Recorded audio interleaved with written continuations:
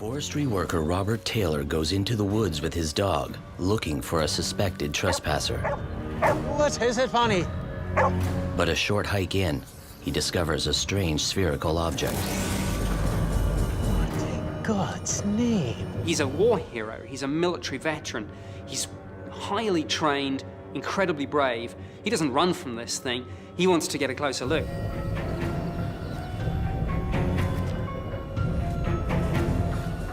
You can see for the first time what this thing is. And it's a broadly circular shaped object with a kind of rim around it.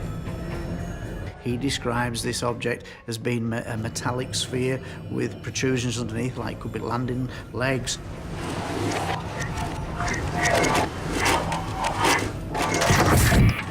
And he hears this strange noise that appears to be coming from inside this object. It's almost like banging noise. Stay, Bonnie, stay!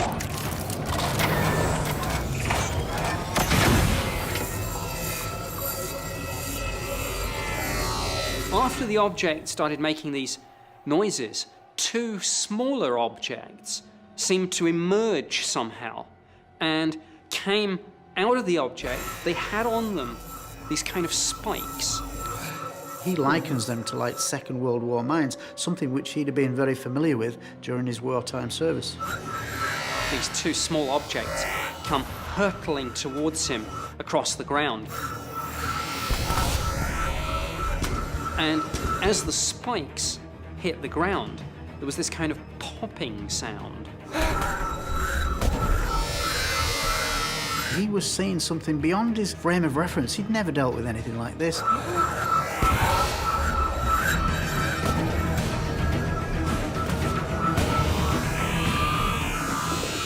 Robert tried to run, but at that point, the two smaller objects basically attached themselves to his legs. The spikes were digging into his trousers. There's a kind of noxious odor that he smells, a really repugnant, acrid smell. He comes to believe that some noxious gas was released. Not only are these objects attached to his trousers, they're now dragging him back towards the main object. Most UFO sightings are just lights in the sky, but this is an interaction. He's being attacked. And at that point, he passed out.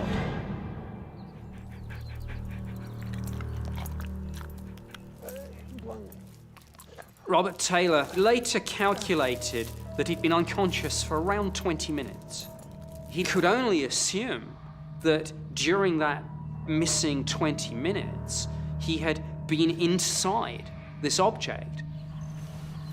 When he came to, he tried to get to his feet, but he stumbled. I mean, he was clearly still weak and disorientated. He looked around. The object had gone.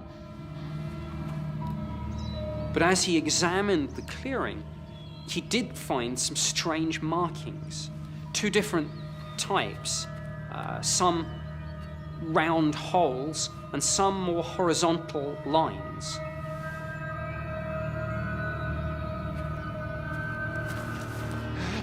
Clearly something had been in that clearing.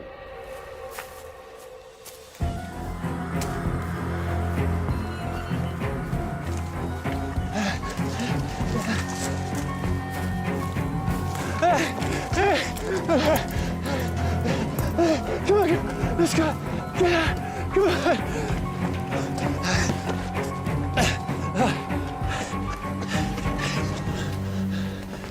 Robert Taylor first decided to try and call for help, and he went to use the radio in his vehicle. But he found that his voice wouldn't come out. He could hardly speak. Robert Taylor assumed that the reason that he was unable to speak at this point was that it was an after effect of the noxious substance, the gas, that had been released. Robert Taylor's bizarre story is not easily dismissed.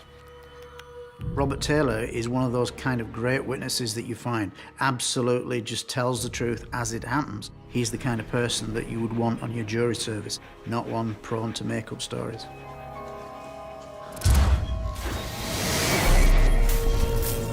Police investigate Robert Taylor's sighting, treating his experience with the spiked objects as an assault.